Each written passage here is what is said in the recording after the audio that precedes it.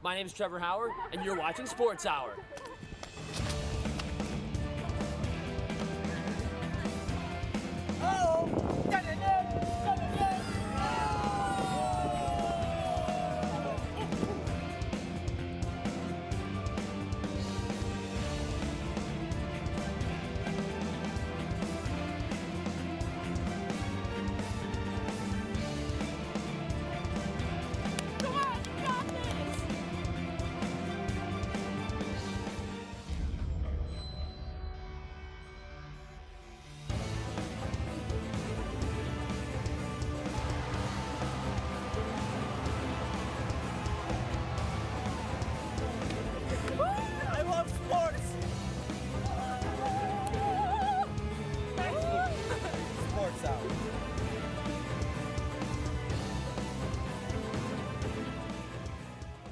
Viewers of WNYF TV, and welcome to this latest installment. We weren't here last week, so that's why I'm all decked out in the drip, because it's our first episode back from break.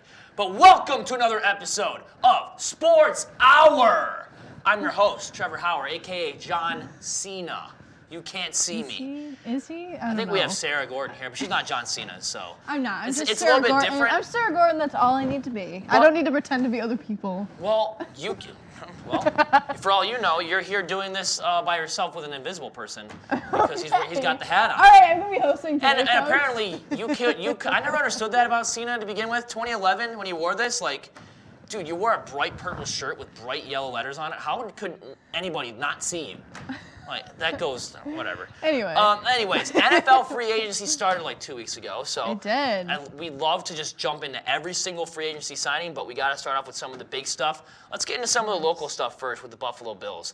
It's good to talk NFL again, and this is that period of time like right before the draft. Yep. Where it's all about the free agency, making big trades.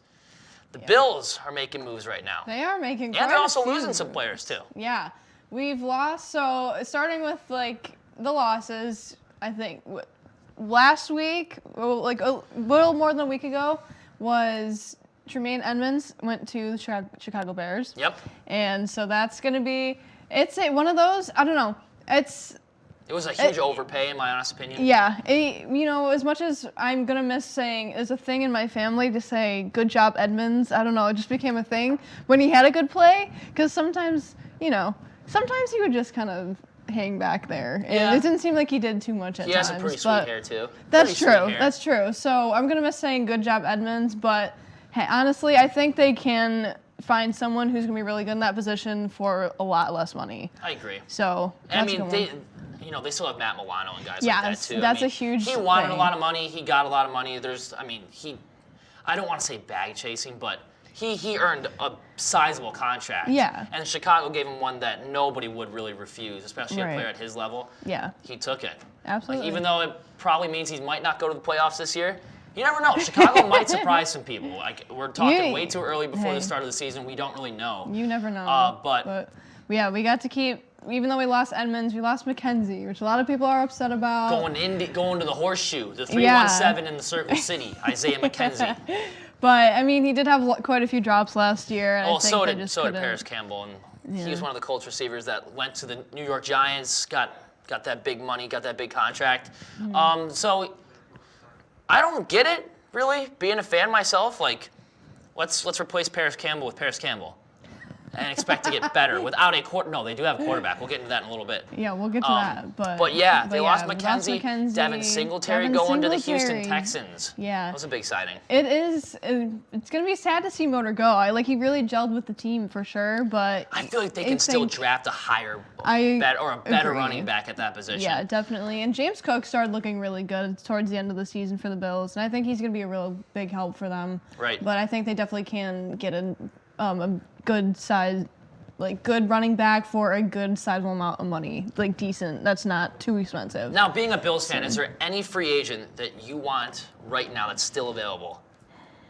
Like maybe I've heard Odell Beckham Jr.'s name being thrown out there. I mean, what would that's you been think talking about. I mean, that would be your wide receiver too, right there. Right. He is just coming off an ACL surgery, but his catch rate is way better than Gabe Davis's. Yeah. If I was a Bills fan, I'd be all over this. Yeah. He is kind of a character off the field, we understand, but the dude on the field I mean, he's lights out. He's all game mode for sure. He definitely is. He'll send you packing all the way to Vermont. I mean, hard to argue that logic.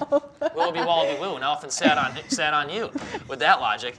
But as far as players we've been able to keep, we'll do that before we talk about who we're getting so far. We are keeping Matt Milano, as you mentioned, which is huge. There's no way they lose 2 linebackers. No. There's no way. And then we're also getting to keep Jordan Poyer, which I'm so excited about. It's going to be huge. So hopefully because hopefully Micah Hyde will be back in a decent amount of time. He fired his agent to re-sign with the Bills. Makes a lot of sense. That's our Jordan Poyer. That is all pro Poe. But all pro Poe. Yeah. Send that one to Vermont too. That one's great. I didn't come up with it, unfortunately. But I would love to take credit for it. You would have had me fooled on that one. Dang, next time. So we get to keep them, so that's really exciting on that front. And then we're getting a couple different people. We just signed a ex-Patriots running back, Damian Harris. Harris, big signing. Big signing. Yep. I think I'm just gonna say it. I think he's better than Devin Singletary. And this means that the Patriots are going to be running with Ramondre Stevenson the rest of the way. Mm-hmm. That's going to be big for New England. But it would stink to see a guy like him go because he was like one of the only bright spots of the Patriots. So we'll see what happens. They'll probably go after a running back in the draft coming up this year. But I don't know. It just seems kind of weird to me that they would give up a player like that to a division rival. It definitely does. I mean, there's been a couple of those happening. And, I mean, hey, if it helps the Bills, then we'll take it. Yeah. You know, hopefully it pans out. I can't even tell you where the Patriots are, like if they're rebuilding or whatever. Bill Belichick will tell you firsthand that he's not, but yeah, who knows? Like they could use a rebuild, I think. I think they could. I think they could.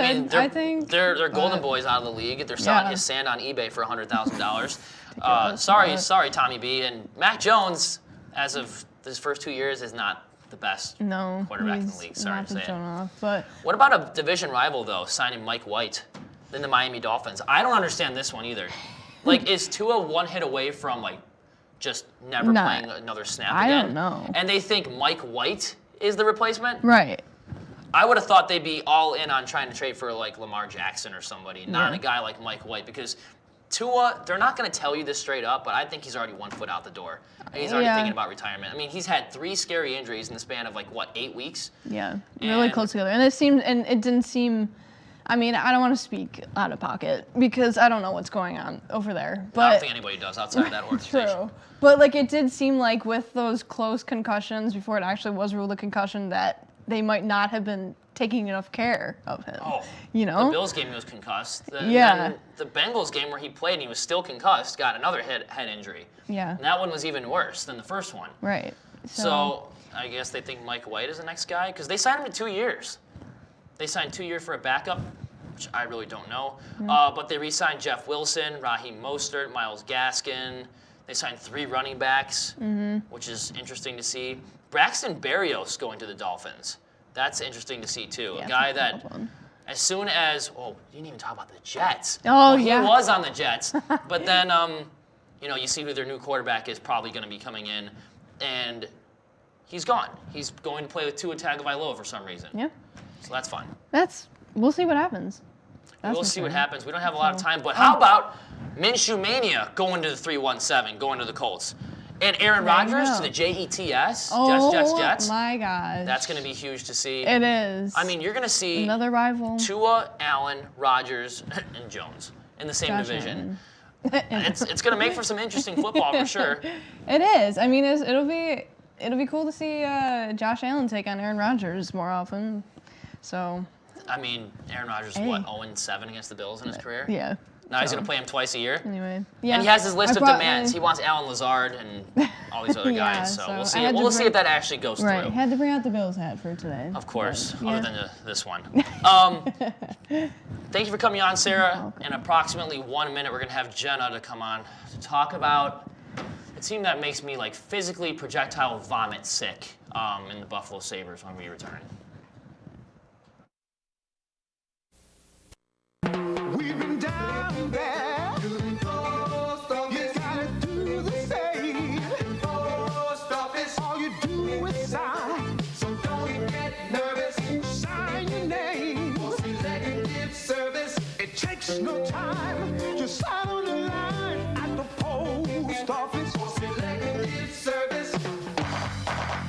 guys, if you're about to turn 18, you've got to register with Selective Service. It's simple. Just go down to the post office, fill out a card, and turn it in. That's all there is to it.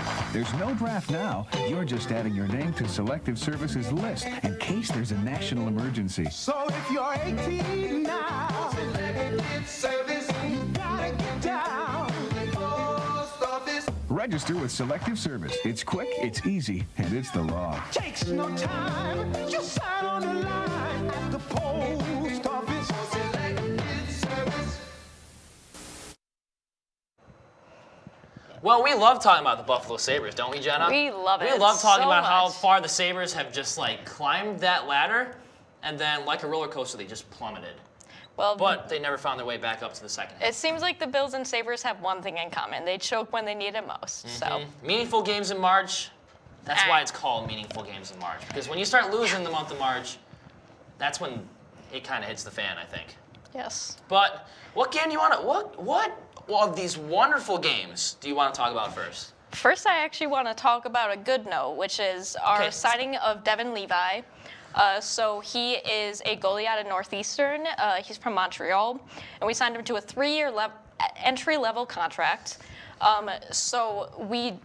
He was actually drafted in 2020 by the Florida Panthers, and then in that trade with Sam Reinhart, we got him, which hopefully we are really hoping that this works out for us because we have not had a starting goalie since Ryan Miller left. We've been rotating them. Truth. And he's been putting up some really good numbers, collegiate level. Like, we just hope for the best.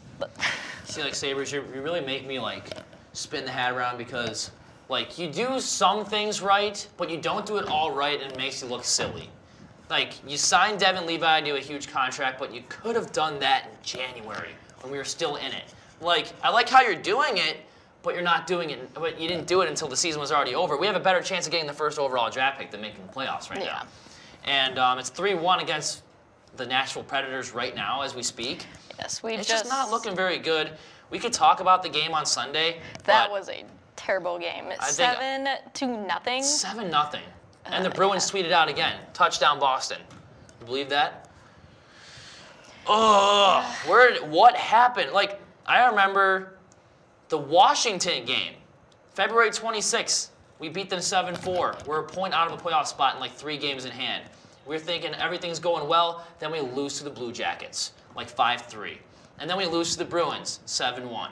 And then we come back and beat the Lightning, which I was at that game for, 5-3 on Kids Day with Eric Comrie in net, and wearing our goat heads. Somehow still be one of the best teams in the East. And then we lose to the Oilers, then we lose to the Islanders, then we lose 10-4 to the Stars. How?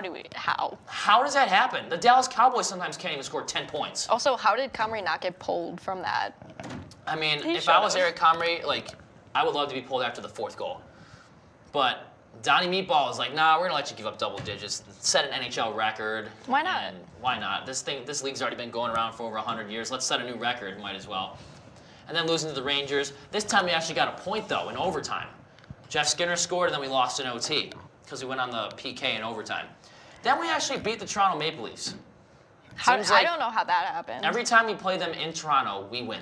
Every time. Especially after our first game against the Leafs. What was it, like they won 6-3 or something? 6-3, yep. And Ryan O'Reilly got the hat trick. And then we come back and we beat them 4-3. We lose to the Capitals, blow a 4-2 lead late in the 3rd period, lose that game 5-4 in a shootout. Flyers game. Like, Justin showed me the stats about this game last Friday night, and 5-2. They had 22 shots, and we gave up 5 goals. Craig Anderson. Like, we need a whole goaltending room, like, change up. Anderson's got to go. UPL, I don't care. You want to make him the backup to Devin Levi next year? Only have him see like 20 games. And Eric Comrie, shoot him to Mercury or something. Get him off of the team. He's so bad. And I just got a text from Brent in the bathroom. All right, 4-1. Predators Great. just scored. He said, "Give me a Awesome. shout out." All right, there's your shout out, buddy. I think you heard it right in there. The only thing I will say about UPL is that his eyes do sparkle. They are very nice. If only his eyes can sparkle when he sees the puck, though. Yeah, maybe That would be maybe- nice, but- maybe that would be nice. But Yeah. 22 shots and the Sabres gave up 5 goals. We had 38 shots against Philly and only scored 2. Shows you who the better goaltending team was and who overall better defensively, which team that was. Yes. Bruins 7-0, couldn't even score a goal. They scored with Patrice Bergeron 15 seconds into the game. I wasn't even like ready to watch the game. I was like in another room and I walked in and I saw the score was already 1-0. So that was fun. And then as of right now, 10 minutes to go in the second period, so halfway through the game, Nashville's up 4-1 in the Sabres. It's just not looking good. And then you got the Devils after that at home, then the Islanders on the road, Habs at home, Rangers at home. These could all be meaningful games in March if we didn't lose all Right these games now, before. I see our season being over. I think the only way for us to legitimately be able to squeeze back into that wild card spot is if everyone like the Islanders, Panthers, the Penguins, they all lose the rest of their games and we win ours, but that is just not, I don't think, humanly possible for us. No. Yeah. I think, what is it, going into today was like, what, a 1.3% chance of going to the playoffs or something like that? I heard We would have 7%. to win, we'd have to lose less than 3 more games and then have other teams start to lose too, which would be tough. So I might, 5-1. Done. I'm just done. Like, we should just, you know what? I think we should just pack it up and go home. What do you think? All right, that's our segment, guys. What do you think? There's your segment. Thank you for We'll watching. wrap up. We'll wrap up. That'll be it. 5-1. 5-1. What in the world? Who was in that again? Oh! Anderson. Next stop, nursing home, buddy. Yep. See you later. They're gonna feed you. They're gonna feed you like oatmeal or cream of wheat or whatever you're ordering. Get out of town, okay? Matt Duchene, 1 goal, 1 assist. I don't know. How do you pronounce number 77's last name? I've never even heard of this guy, but it definitely has like 6 syllables in it. Thomas Novak. Who is that? 1 goal, Don't 1 assist. know. Philip Tomasino, 1 goal, 1 assist. Who scored? Oh yeah, Dylan Cousins scored for us, and that was like literally 10 minutes ago to make it 2-1, and now all of a sudden it's 5-1. Like, are we going to sell the team? Are we going to just keep whatever's happening here, or are we just gonna live in this like whole cycle of maybe we're back? Oh wait, we're not back. Oh wait, yes we are back. No, we're not. Go to the draft and then have it all happen again. It's a vicious We're cycle. going on 12 years. 12 years since playoffs. Last time I was in 4th grade. Last time the Sabres made the playoffs. The last time we won a playoff game, Tyler Ennis against the Flyers, scoring in overtime in Game 5 on the road.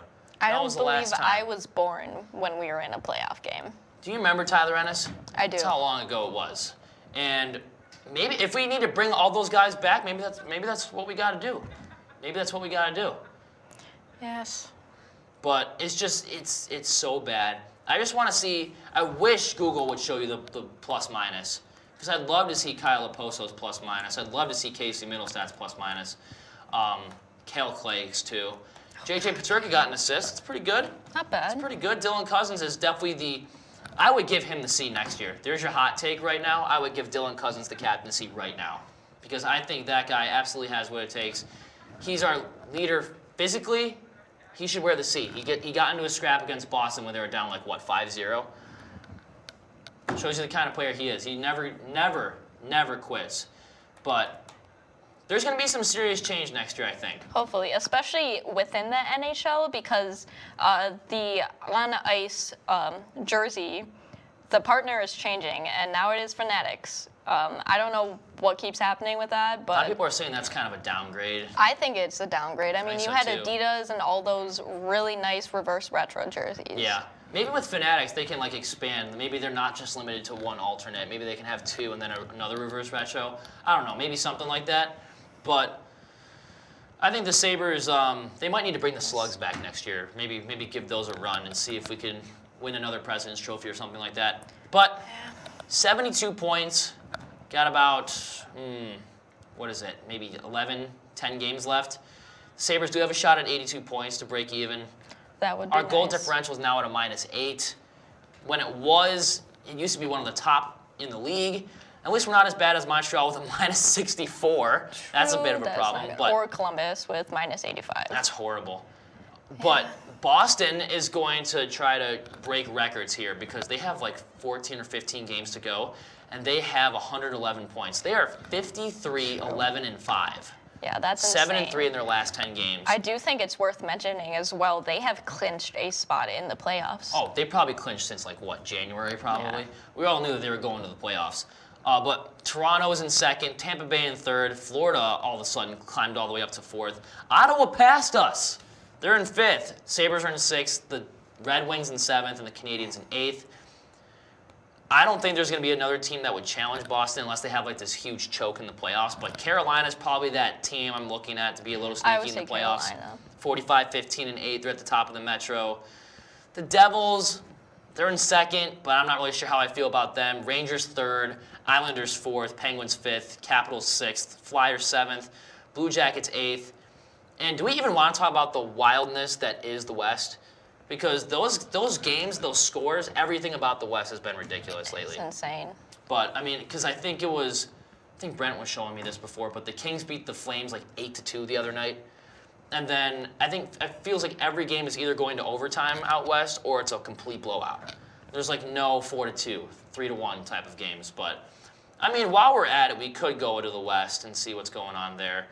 If you go to the Central, Dallas Stars are up in that division with 89 points, followed by the Avalanche, Wild, Jets, Preds, Blues, Coyotes, and Blackhawks, who are rebuilding for the first time I've seen in quite a long time. The Golden Knights are at the first place of the Pacific Division, 92 points for them, 92 points for the Kings, 88 for the Oilers, 83 for Seattle. What? Where do they even come from? 77 for Calgary, 67 for Vancouver, 56 for Anaheim, 53 for San Jose. Meanwhile, we're just on this wild goose chase still as Sabres fans. Still waiting for that win. They make me so upset. They make me so depressed. At least we have the Bandits. You can't catch a break. It's either Bills depression or Sabres depression. And it's seasonal. It comes seasonal. The Bills depression usually comes around January. Sabres around April. So True. You can't get around, and the Bandits probably around June. There's no winning. There is no winning. But thanks for coming on, Jenna. Thank in you. approximately a minute, we're going to have Ethan to come on and talk some NBA basketball when we return.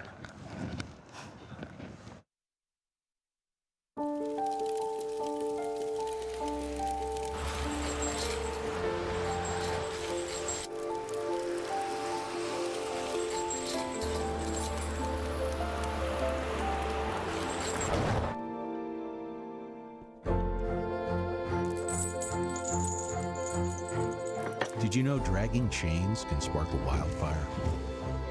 Only you can prevent wildfires.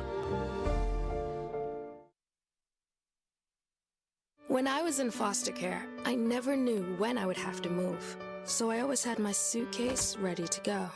Then one day, I was adopted. My new parents opened their hearts and home to me.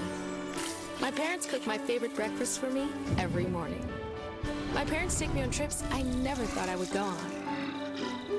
They gave me a home and an even better reason to use that suitcase. My parents aren't perfect, but they're perfect for me. Well, now that we got our Sabres rant out of the way, and that was a much-needed rant because that was 2 weeks build-up, just done. Ethan, how's it going, man? 2 weeks. I cannot wait to going talk pretty good. basketball because I'm done talking hockey right now. Well, good news is, to take your mind off things, you can go home and have a California strawberry paired with a crunchy taco, as it is National California Strawberry and National Crunchy Taco Day today. So go home, hop on the DoorDash, hop on the Grubhub, get you some strawberries, get you some tacos, and sit in and let's talk some NBA basketball, Trevor. Let's go. Couldn't have even said it better myself. I've never even heard of a California strawberry, but I might as well go try one. If you want to just go over real quick some live scores that's going on right now. Quarter 3, Magic Wizards. Orlando up 71-67. Cleveland and Brooklyn. Cleveland's up 49-42. The Pistons and the Hawks, they're tied at 49 apiece. They're closely approaching halftime. And that game that just got underway, Pelicans and Spurs. Pelicans are up 15-14 in the first quarter. Yep. None of these are like too highly anticipated. None of these are too big matchups for in terms of playoff seeding. None of these teams are very competitive. The Wizards and the Magic are both kind of bottom feeders in the East. The Pistons and the Hawks. One team is great. The other team is supposed to be fighting for a playoff spot. The other team is obviously in a rebuilding phase. Cleveland Cavaliers and Brooklyn Nets, probably your best premier matchup. I think the Cavaliers probably going to edge them out on this one, but Mike Bridges has got this Brooklyn Nets scoring way more points than I feel like they should be, and that defense of Jacques Vaughn is always a good scheme. And then Spurs Pelicans. The Spurs are the worst team in basketball. Sorry, the second worst team in basketball, and they look to continue doing that way. I saw. Over our hiatus, the Spurs had one of the best tanking jobs I've ever seen. Yep. They put together a 40-point choke job, and they were up 30 points in the third and scored 10 points for the rest of the game and lost. That was 10 points. Amazing. That's 5 baskets inside the paint. Tell Greg Popovich to lose, and he will perform out of his mind, because that man is a great coach, and he is awesome at doing what he wants to do. And if he wants to lose, he'll lose in the most spectacular of fashions. Speaking of these sort of tankers, as we can call them, lots of bottom feeders. A lot of people have already been eliminated from playoff contention. Houston. The Charlotte Hornets, the Detroit Pistons, the Houston Rockets, and the San Antonio Spurs are all out of playoff contention. So we know they're going to have lottery picks as they look forward to the, in my opinion, the best NBA prospect we've had since LeBron James graduated high school, and Victor Wembanyama. And it's going to be huge. I mean, this draft lottery is going to be big. I know a lot of NBA fans are against the lottery, but in my honest opinion, I think it makes the game more interesting. It kind of prevents from tanking, but not really at the same time. Mm-hmm. Finishing in last place usually reserves you like the top 3 pick. But in this draft, you absolutely want to win one more than any other draft in quite a long time. And I think one of those teams that could be very, very sneaky, that could get that pick, is the team in second last. Because how often does the team in dead last ever win the draft lottery? I don't think it's happened in forever. I remember the Zion Williamson draft. Everybody that was Zion. Crazy. And the Knicks tanked so much to get Zion. They were just throwing games left and right, and they got the 4th overall pick in that draft. So I think they had the 2nd overall Phoenix pick. too. Remember, they got the 6th pick in that draft. They were tanking out of their minds, and it happens. So it's never a guarantee. I've seen teams that were projected to get the 13th overall pick, get the 5th, get the 4th. I think the lottery adds a lot of excitement, and I kind of see it's inspired. Its idea is that it's supposed to promote competitiveness and lack of tanking, but at the same time, I feel like the NBA is plagued right now with the problem, and that is the lack of passion during the regular season. In an 82-game regular season, you get the premise that 95% of the games won't matter. As long as you kind of stay in the middle, 50-50 shot. I mean, now at the play-in tournament, the top 12 teams make the playoffs. As long as you win like 6 out of 10 in every stretch, you have a shot at going to the playoffs. Even that, you could win 4 out of 10 in every stretch, and you would still have a shot at the playoffs. I just think that the play-in tournament and the long schedules and the back-to-backs and the load management and all this stuff is just contributing to an era of basketball where effort isn't really valued. That's why when you go play like Russell Westbrook, not very efficient, don't get me wrong, not the player he once was, but at least he's out there giving his 100% every night. And then you look at Los Angeles with Kawhi Leonard, who's played 20 games this season. And this load management, and it's just this idea that if they make the postseason, and that's when the games count, which makes the postseason very, very special and very entertaining. I just wish that it didn't feel that way. And especially like when you're one of these teams like San Antonio or Houston or Orlando or Detroit, when you're playing in February and March, you know you're not going anywhere. Why would you ever feel a sense of competitiveness? Like, you're better off just trying to test your odds and go for that number 1 pick, or at least a top 3 secured pick, right? Mm-hmm. I mean, there's no way the Rockets are thinking right now, we're out of playoff contention. Let's try to win out and see what happens. Like, there's no way that would ever happen. And that's been the Steven Silas experience in Houston as of late. He's just been out there losing games for his team because I want big draft picks. And don't get me wrong, this is an amazing draft class, so I understand the logic. I just wish there was a way to combat it, and I don't really know of one that I can think of off the top of my head. That Wizards-Pistons game that's on right now, the Wizards are technically 2 games out of a play-in spot. So, Is it worthwhile to try and win? Sure. Absolutely. But the Pistons aren't playing for anything. And if you go back and you watch these games live or you watch these highlights, the players are basically just going through the motions out there on defense. And it's just, I can't wait. I guess I'm just going on this rant because I can't wait for the playoffs to start. Yeah, I mean, we're kind of in that part of the season where it's like, it reminds me of like game 140 of the MLB season. Like, let's just get through these last 20 games, go to the playoffs because I'm sick of watching the regular season. But speaking of playoffs, 2 teams in the East have already clinched their spots. That's Milwaukee and Boston. 1 team out west, that is Denver, to no surprise at all. Teams like the Grizzlies and the Kings, I think in the next coming weeks, will get there. And this will be Sacramento's first time playoff in the spot in playoffs. what, 13 years? 13 years. It's been they have the longest playoff drought in basketball. But Sacramento, I mean, that's a bonus trade. That got De'Aaron Fox and that offense has got some magic to it. They're only 4.5 games out of first place. And that's another thing about the West right now is the gap between 4th place and 12th is 4 wins. That's crazy. So you can, get hot at the right time, go on a nothing is set in 3-game stone win right now streak, in the West. and just be right on the outside looking in first place. I mean, depending on what team you are. The 13th seed Trailblazers could go on a 9-game win streak, and if the Mavericks, Timberwolves, Thunder, Jazz, Warriors, Clippers start slipping up, the Trailblazers could drop from 3rd to last, 13th place, all the way up to 5th. And so it's just the Raptors can win 5 in a row and go from 9 to 6. There's still some exciting basketball yet to be played. A worrying trend right now is the Dallas Mavericks have not looked great. They have not. They're looking out of sorts on offense. And currently they do have the 7th seed, 36 and 36. They're right at 500. I don't think a team of that caliber should be where they are. Right. Like, where do you look Kyrie at on Irving, their... Luka Doncic, Christian Wood, these guys should not be It's the whole defensive at 500. breakdown, too. It starts with the defense, I think. I think so, too. And also, one of the big criticisms of the Kyrie Irving trade was you have an incredibly ball-dominant player in Luka. Luka wants to demand the ball. One of the best. Hold the ball for 7 seconds of possession. And it's great because he can score off the ball. He can pass. He can deliver clutch shots. He's really good at getting the ball and getting the ball in the basket. Kyrie Irving happens to be another great player. Neither of those players have proven that they can do a lot without the ball in their hands. And you're starting to see in these Mavericks games when they get big leads, they can't really grow off them or build off them or substantiate them due to the fact that they cannot run a efficient offense with both of them on the floor. Don't get me wrong, they also get in their own heads, too. Yeah, it's a mental game, too. And their defense is lackluster. They get inconsistent on offense. Don't get me wrong, this team has potential, can go far. I still haven't clicked it all into place yet. And so I'm hoping they get it done sooner rather than later because the team right on their tail, half a game back, is 36 and 37. 1 win away. 36-37 Minnesota Timberwolves, who are getting back their 2-star players, Anthony Edwards and Karl Anthony Towns, in the coming days. Now, the Rudy Gobert trade, heavily criticized. It was very expensive. They gave up a lot. This is the year. They got to prove it. So once they get Cat back, once they get Anthony Edwards back, Gobert's done a good stretch of done a good job of getting them through their stretch. They lost D'Angelo Russell. So this upcoming stretch where they get Anthony Edwards, they get Karl Anthony Towns, we got to see the offense start to pick up. We got to see the defense start to get back into shape. Cat needs to be that ball-dominant player that we saw last season where he was averaging 30-plus points a game and 12-plus rebounds a game. We got to see him out there, running the offense like we know he can. It's not just keeping your playoff spot. It's keeping the momentum going into the playoffs, too.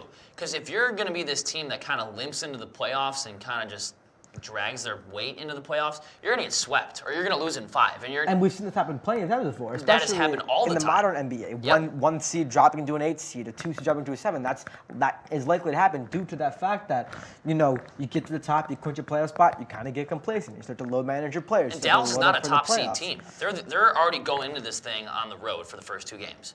So a team like Memphis that would probably face against them if the season ended right now, the 2 seed against the 7th, they'd go in there and stomp them. I would think 4 or 5 games in, but I don't know. The Grizzlies are a different story, and they already have their own controversy, so we'll see what happens. We'll see what happens with that. Yep. Another worrying trend I want to mention really quickly before we go to break.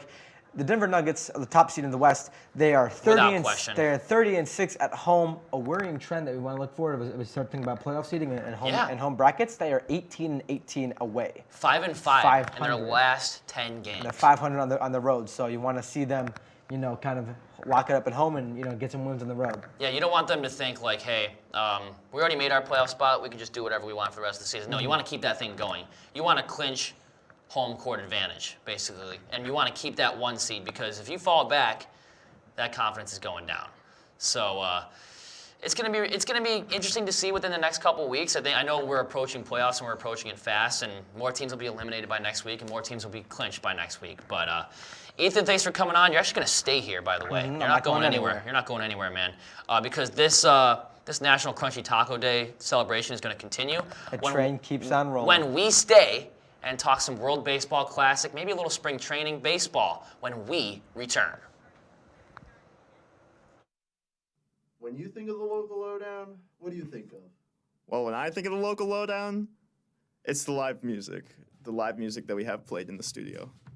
It's gotta be the laughs we shared. The memorable moments during the whole thing. Oh my God, so fun.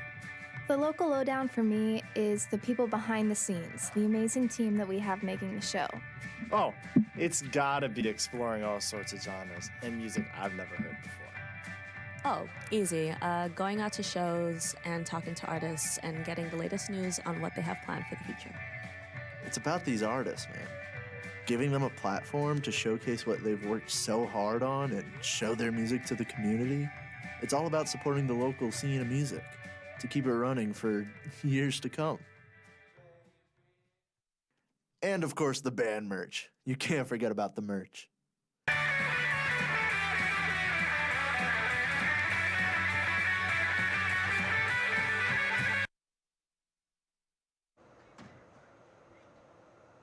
Well, hey, man, it's been a long time. Long time no see. And you know what? It's actually been a long time, though, since we've talked baseball. It has been a long time. And this is the first time ever I think I've talked World Baseball Classic on Sports Hour. So happy to have Ethan back on to talk some WBC baseball. WBC baseball, in my opinion, is some of the most exciting baseball you're ever going to watch, which is saying a lot because baseball isn't always that exciting. No. But right now it's exciting. This is the World Cup of baseball. I mean, it goes World Cup, WBC, World Cup of hockey for me.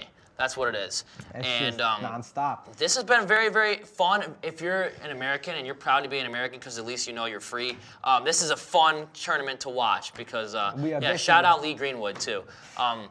But the USA has kind of been chewing up the WBC right now and spitting it right back out. How about the WBC Trey Turner's been having? How about Mike Trout, dude? Mike Trout, Trey Turner. Team USA. USA. It's kind of unfair. You're kind of sending the Avengers over, to wherever they're playing, and you have some of the best baseball players in the world. Hitting the ball all the way from Miami to Vancouver. And Trey Turner's just annihilating these balls. And so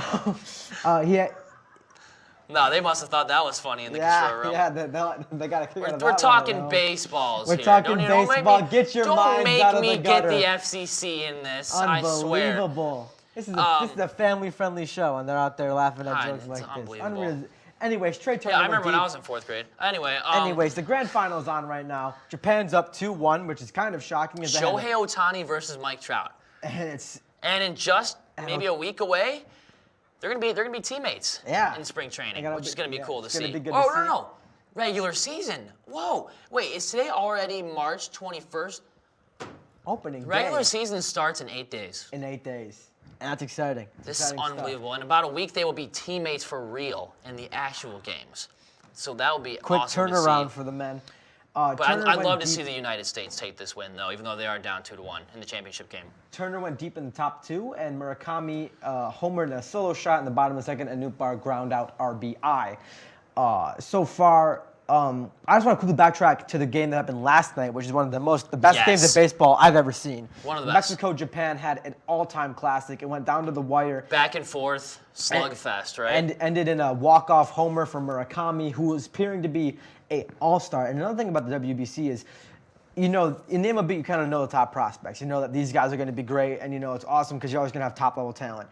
But WBC kind of sheds a light on players that we wouldn't have known about prior to this. Or players that could be coming into the league, into the major leagues in the next 1 to 2 years, maybe, if they have their international scouts out there. And I'm telling you, 2 players, names you're going to hear a lot of in the upcoming recruiting prospect, in the upcoming drafts, in the upcoming prospect showcases. Murakami is an absolute slugger. This man can hit the ball 6,000 feet. Yep. This guy has great plate vision, great bat speed. He's a great base runner.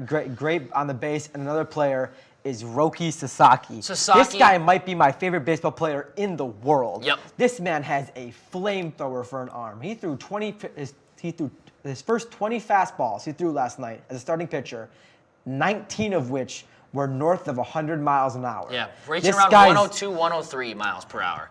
His slowest fastball out of the first 20 went 97.4. That's some of the top end speed of the current aces. You think of like, look at that. Zach Greinke dominated the league for a couple of years. Verlander, and his top end speed was 98, 99, and this guy's out here throwing 19 shots. I mean, you're gonna have to have a filibuster up at the plate to even slow this guy down. I mean, but the only thing that I'm concerned about Sasaki is he better watch his motion, watch his control of his pitches, because he has one elbow blowout that you can see that velocity drop down to maybe some of the stuff that normal pitchers see, like 94, 95, 96. And then he might kind of fade back into the mid-pack, but he's definitely a guy to look at. And I mean, just if he would go to an MLB squad and he starts a Game 6 or a Game 7 or a major swing game in the World Series, like a 4 or 5, they're winning that game. Absolutely. There's no way anyone can consistently hit 103, 102. And that's the kind of potential this guy has. Do you want to know how cool this man is? Roki Sasaki's nickname is the monster of the Raisa era. What is that? He's called the Monster. The Raisa era is the era of Japan they're going through right now because the current emperor has called it that. And he's the monster of that. This man is elite. He might actually be the emperor of Japan. They might as well make him that. After he looks at his highlight reel. After he's throwing 104 miles an hour for the Blue Jays in the World Series. Wow. Only if the Yankees don't pick him up. I'm praying to God the Yankees don't get You know who's him. going to pick him up? It's going to be the Dodgers. The Dodgers that have infinite I would money. say the Yankees would pick him up and they'd still get swept by Houston. But you know what? We'll see. Some of these teams, though, a lot of them kind of shocked me as far as having Major League Baseball prospects in them or just amazing baseball talent in general. The Netherlands had a pool spot. Panama had a pool spot. Australia had a pool spot in Pool B. Canada, I know they have a couple players in the MLB that are from Canada, but Great Britain, and there was D2. It was Israel. Who would have thought? Israel. Who's playing baseball in Israel? Is my question. That's the special thing about the World Baseball Classic. There's always those couple of nations in the World Cup where you're like, let's see what they got. It's even more of that in the World Baseball Classic. But some of those teams that really looked dominant from the start that I was like, ooh, I don't know if USA has a real shot at going up against, was Venezuela. But the USA did take them down 9-7. That was a good game. Mexico looked absolutely amazing. Randy Arozarena. Randy Arozarena. The WBC he had was incredible. I mean, that guy. Nobody really talks about the Tampa Bay Rays. Yeah, talk about Randy it. Arozarena is an absolute beast. Talk about a warm-up for the MLB season. Randy Arozarena is feeling good, but we're talking a lot of praise for the BBC. One thing I talk about is the injuries. Yeah. Jose Altuve is down. Now, Altuve with a broken thumb, he's out 8 to 10 weeks. 8 to 10 weeks. He's going to miss start of the season, probably. Thank you, Daniel Bard, for deep into that. Other players have gotten injured. I think Altuve, Edwin Diaz got injured. Edwin Diaz, for Altuve, look at the he got hit with a pitch. Edwin Diaz tore his ACL celebrating. Yeah, he was celebrating a team win, tore his ACL. We might not see him this season. If we do, it'll probably be late in the season, probably around August, September time. May not even see him until the playoffs. I don't even think he'll be back for that, man. I have no idea. It's a sad part of the game. And, it's great to have. WBC is always awesome, but, kind of like the All-Star games of the NHL, NBA, the NHL, yep. the Pro Bowl, and the NFL, the games that technically don't count, you always have that. There's always that risk. There's always a risk for injury. Now, what are you thinking about the timing of the World Baseball Classic? Like, obviously, you can't do it in the middle of the summer because you have the All-Star game, and obviously the whole season lasts pretty much the whole spring throughout half of the fall. So you can't have it then. Do we like having it right before the season starts to risk injuries like that, or do you think players really take those injuries and say, or the risks and say, yeah, I'll risk it, but I still want to play at this time? Or do you think they should play around January or around Christmas time and see what happens? Well, if they play around January, around Christmas time, players never get a break. That off season is when they're rehabbing, when they're working on things, when they're negotiating contracts, when free agency is happening. And how can the team be like, I'm going to go give this player an Aaron Judge 13-year, $400 million contract when he's lacing up for Team USA. When that guy, then that same player you just paid all that money to, that's guaranteed, goes out and plays the WC and tears his ACL in a Gatorade splash. Breaks his foot or something. So it's like you can't have it during the off season. You can't have it before free agency happens. You can't have it during the season. You can't have season. it during the season because if you have Juan Soto or you have Fernando Tatis or some all-star player, you're not going to risk your best player in a WBC when you got a postseason to play for or a pennant to play for. So there's really no optimal time to have this besides, during spring training when the games don't count, when people are just trying to warm up for the season, and that's what they're doing. In the WBC, they're warming up for the season. And even still, I mean, fans don't like the WBC. Met fans now hate it. But we saw a lot of injuries in spring training last year. I mean, injuries just happen no matter what. It's part of the game. I mean, just got a live update. Japan has extended their lead. Oh. They're up 3-1 as Okamoto goes deep. Oh, he hit a solo shot? Kazuma Okamoto, a solo shot in the top of the 4. He hit that off of, let me just see here, Kyle Freeland gave that one up. Oof. Well, we're already going to our pen? Yeah, we pulled Mitch Kelly after 1.1 innings. Loop came in for 0.2 innings. I don't know if it was Loop or if it was... Aaron Loop from the Los Angeles Angels. I don't know if it was Loop or Freeland that gave up the solo shot, but Japan extends the lead to 3-1. Yep. So, I mean, obviously it's going to be a little bit awkward, I think, when the Angels get back together, because Aaron Loop is a reliever for the Angels, facing against Shohei Ohtani, who Shohei Ohtani is also facing against Mike Trout. It's going to be weird when they come back. If I was Shohei Ohtani, I would not stop reminding Mike Trout that I beat him in the WBC. Yeah. Because, Mike Trout would be like, why am I hitting third? Why is Ohtani hitting third? Ohtani'd be like, pull out his WBC trophy and be like, this is why you're hitting. And even if the United States loses, good for Shohei, because he's not going to win a damn thing with the Angels. Get I'm him, sorry. free Shohei. You got to free him. He would, send him to one of those big market teams. Send him to one of those big market teams north of the border. Get him in a Blue Jays uniform. Get him in uniform. Or put him on the Mets. So put him on TOR. Because if I hear Met fans crying one more time, I might just I don't know, hit my head on something really, really hard. Because they've been doing a lot of crying. I might start. If you can't beat him, join him. If you can't beat him, join him. It's a little bit contagious around these times. But hopefully the U.S., I mean, that's still at the same time, it's top 4. We're right here in New York State. We're here in the United States. We want our boys to win. Yeah, so plenty of time. There's still plenty of time. They're down by 2. Baseball has to happen. Got to get all 27 outs, That's right. And a bloop and a blast it's never over ties till this it's game. over. A bloop and a blast ties this game. 3-3. So we'll see. Ethan, thanks for coming on for back-to-back segments. I got to do it. This one should be very, very interesting as the Buffalo Bandits lost this weekend. We're going to have Brent on to talk all about that when we return.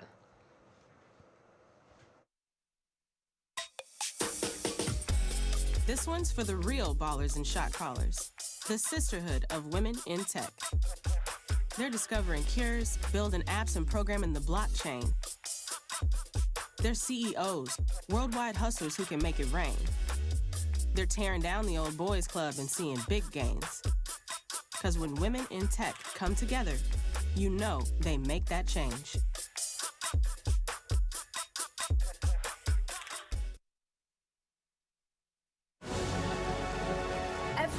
Every day. Millions of people are connecting. And even though we're overcoming obstacles, watching each other's backs, And banding together. we should still make an effort We should still make an effort. to get to know each other. On a deeper level. Father. Cosplayer, Mentor. actor. It's time we take a step forward. It's time we take a step forward. Come together And discover how accepting our differences can make us stronger.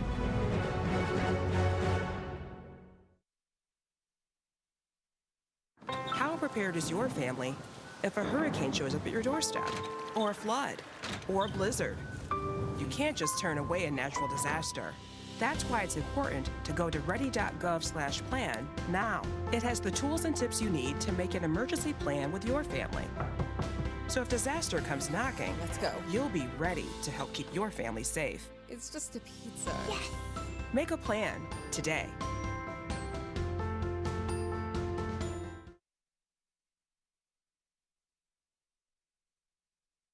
When you think of the local lowdown, what do you think of? Well, when I think of the local lowdown, it's the live music that we have played in the studio. It's gotta be the laughs we shared. The memorable moments during the whole thing. Oh my God, so fun. The local lowdown for me is the people behind the scenes, the amazing team that we have making the show. Oh, it's gotta be exploring all sorts of genres and music I've never heard before. Oh, easy. Going out to shows and talking to artists and getting the latest news on what they have planned for the future. It's about these artists, man. Giving them a platform to showcase what they've worked so hard on and show their music to the community. It's all about supporting the local scene of music to keep it running for years to come. And of course, the band merch. You can't forget about the merch.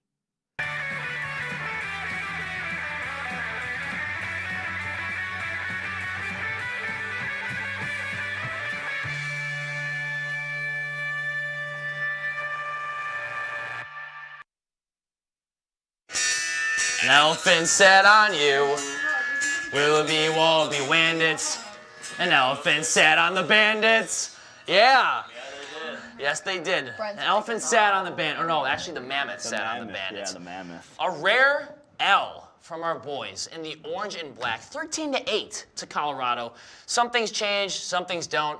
Death, taxes, and losing to Colorado seems like the most three certain things in life. I mean, I was supposed to go to the game with you. Yeah. But, you know, it happened to be... You know, stuff happens. Stuff happens. It was my holiday. It's Patty's Day, you know. But I was not expecting the boys to take an L in the green jerseys. And it all looked great. It all looked great in the beginning of the first quarter, taking a 4-1 lead, jumping out early. Chris Kluche scoring. Chase Frazier, welcome back, by the way. Oh, you scoring probably saw 2 the goals. crazy fan. I did not. You didn't? I didn't hear. She usually sits behind our goalie. Oh, you mean the goalie that was letting in every shot in the fourth quarter? Yeah, that guy. Yeah, that guy. Okay, well, maybe she was there, maybe she wasn't. But 13-8 was the score. We scored half our goals in the first quarter. But I really got to say this, though. Kluche in the power play, Frazier on the power play, Kyle Buchanan, Carter McKenzie. First goal as a Buffalo Bandit. He has a great goal song. You know who sings that song? The Wiggles? Nickelback. Oh, Nickelback. Which song? It's not Willoughby Wallaby Woo, but it's Burn It to the Ground. Oh, I wish it was Photograph, yeah. but Burn It to the Ground. See, like if I was playing, well, actually, Hold before on. I even talk, look at our new background. Okay, every week, we're gonna add something to this. First, we started with Chuck E. Cheese to the left, and then we upgraded to Marky Mark 03. 03. version. We actually kind of downgraded because what is that lacrosse stick he's holding? Yeah, that looks like something that you'd grab out of the Chautauqua Institute attic or something. And then we got Yeah. and then we got our We guy. got Brad McCulley. That's not a WWE. That's a bandit. That's belt. a bandit right there. Number 10 on the field, number 1 in your heart. That's Brad McCulley right there. I think that was taken after we beat the Philadelphia Wings in overtime because he scored 4 goals in that game. Now, see, if I was playing and I was a bandit in that fourth quarter, I would make my goal song Willoughby Wallaby Woo off the Yummy Yummy Wiggles album because an elephant would sit on the mammoth, first of all, and second of all, I would never want to stop hearing that song, so that would give me more motivation to score. The Bandits in this game, let me tell you something. Gave up 6 goals in the second. Yep, awesome. Yeah, that's great. That's great. They scored 1 goal in the third and 1 goal in the fourth. 2 goals in the second half. They turned the lights off. And then they just blew up. And they just blew up. I mean, they might just. I mean, you know, we started off hot, but then you know we get a couple goals scored on us, and then we just look like we're prancing around out there like a bunch of big jumbo shrimp, and it's just like, what are we even doing at this point? Like, I just didn't understand. But coming up this weekend, we got another tough game. We got the number 1 team in the West, and we're going on the road, 10 p.m. Eastern time, taking on San Diego. If we perform the way that we did against them, or against the Mammoth, we ain't beating anybody. We ain't beating the Georgia Swarm. No, we might not even beat the. We're not even gonna beat Albany. We're not even gonna beat the Chihuahuas. We're not even gonna beat the Tophers.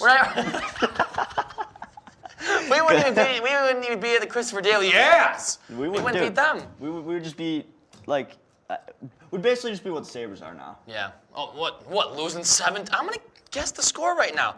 Oh, 6-2. I would have guessed 7-2. And guess who got our second goal? Who finally showed up for once? Victor Olofsson? Tage Thompson. Oh, wow. Way to go. First goal in 7 games, my guy. Awesome. And you're supposed to be scoring like every game. Yep, but I mean, that's good for your parlay, though. It is. That's good for a 7-leg parlay. 7-leg parlay. $5 to win $2,000. What's up with that? I only need 4 more goal scorers, and then I drop out of college. That's all that's going on here.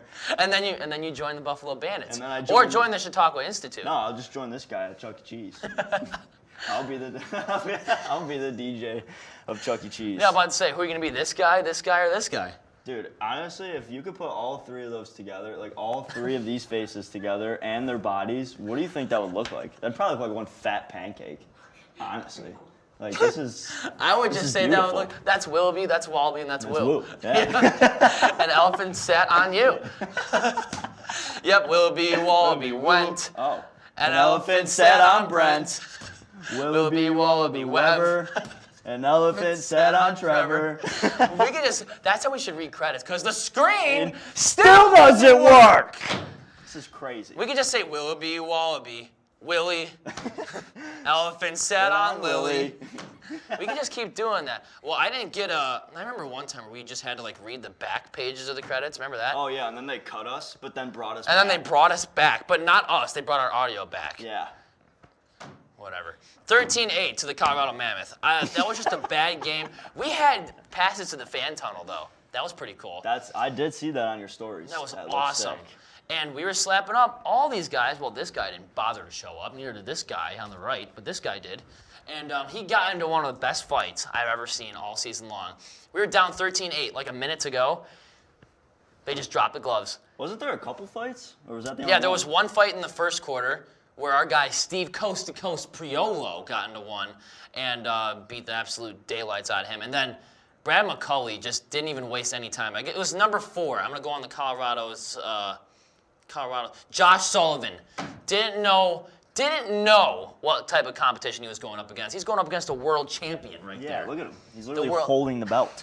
He's legitimately got it wrapped around, I'm not going to say certain words, but you know where it's at, all right? This guy, you know where it's hovering. And speaking of fights, you know who fought? I know, I'm getting a little carried away from the Sabres because they're just really making me mad. But you know who fought tonight on the Sabres? Oh, Dylan Cousins, probably. Paige Thompson. Dude, did he get wrecked or? Oh, he started wrecking him, and then the guy got scared and tackled him. Oh, he pulled the old John Scott move on him. Yeah, he did. Didn't he? But this guy, he doesn't lose fights. This guy gave him like 3 rights in a row. One hit him right in the jaw. The first punch he hit him right in the jaw. I'm surprised he didn't TKO him, but they were auctioning off all those green jerseys. On bandits.com they said, note, this one is ripped from fight. And it still went for like 500 something bucks. Can we just talk about how the fights in NLL are probably the best fights you will ever see? No, they are. In like besides like UFC and like the actual sports where you see fighting, but like if you're watching hockey, it's getting soft. Refs are not letting the boys go. It makes me mad. Baseball, nobody fights. Soccer, no. If one guy fights, they all come out and fight. But that's like a rare occasion. And then they all say an elephant sat on the dugout, probably. Exactly. Yep. NFL, you like out. Yep. NFL, you don't really. Sometimes, but like you go to an NLL game and see a fight. That's the crowd's in it the whole time. They're already playing music, like. And then you got the great announcer. Then you got Christopher Swenson, not Christopher Daly, but Christopher Swenson. What about Christopher Chiwewe? He'd be like, all right, guys, let's go, Bandits. I can't really tell who won the fight, so I'm just gonna make a Google. I'm gonna make a Google Drive, and we'll figure out who won the fight. Oh no, wait, never mind. You guys can actually leave. You guys can actually go home. But he wouldn't even be there because he'd be Hey. And Christopher Daly would be like, let's go, Bandits, yeah. BOX, yeah. Come on, count them up with me. We want 1, 2, 3, 4. People not showing up late to my class, yeah? I've worked too damn hard. Too damn hard. Well, who's our next game against here? San Diego Seals, 10 o'clock p.m. Eastern time. Then we got the New York Riptide. If we lose to these bums, I'm going to cry. If we lose to the Riptide, I might as well just get sucked in by a Riptide and drown. I might as well have an elephant sit on me in the Riptide. I might as well. Riptide by Vance Joy. Lady running down to the Riptide. Willy be wallaby woo. An elephant sat on me. If we lose to them, I might just play. Don't even. Willy wallaby woo. An elephant. Oh, I guess we can't do it. Wow. I guess we can't see the screen. Can't see the screen. Can't see ourselves. They're can't even see Daly. To wrap up. Where's now Topher? We can't even play our theme song. Where's Topher? I drove all the way from Cheektowaga today because that's where my student teaching placement is now to do this. Where's Topher? Yeah, where is he? I drove 50 minutes down here and Topher can't even make it. I mean, absolutely. I'm wearing the John Cena NASCAR. We're not even talking about NASCAR today because Brock's obviously not with me here. He's not talking about the race at Atlanta. The Bandits lost. At least we have a good picture. At least we have the Willoughby Wallaby Woo. That's all we need. Honestly, Wait, are we reading credits? Do we know that? Do we know if we're gonna? Are we even still on the screen? We just carry the show. Oh wait, if you guys are adding credits, I can just look at the Google Drive, guys, and then we can figure that out. We're not, are we? We're not. We'll do it live. We'll wrap up. We'll wrap up right now. We'll wrap up. All right, well, Bandits got the Seattle. The Kraken. San Diego Seals. They're not. If they played the Kraken, they always beat us in Buffalo. So thank God we're not playing them. But San Diego Seals, quick score prediction. Best team in the West. We're the best team in the East. I say the Bandits win 13-12 overtime. Brad McCauley scores in overtime. I was gonna say 12-11 overtime. Who scores? Stain house? Whose house? My house. Wallaboo's house. That's whose house. Overtime winner by Jacob the one and Nottenor. only Chase Frazier. Chase Frazier. So I would say assisted by Jacob Nottenor. He's actually joining the Bandits next week, so that'll be fun. And the shout out the assistant coach, Willoughby. Tuck. He's that's my hero. And shout out our other assistant coach, Wallaby Woo. And our captain, Willoughby.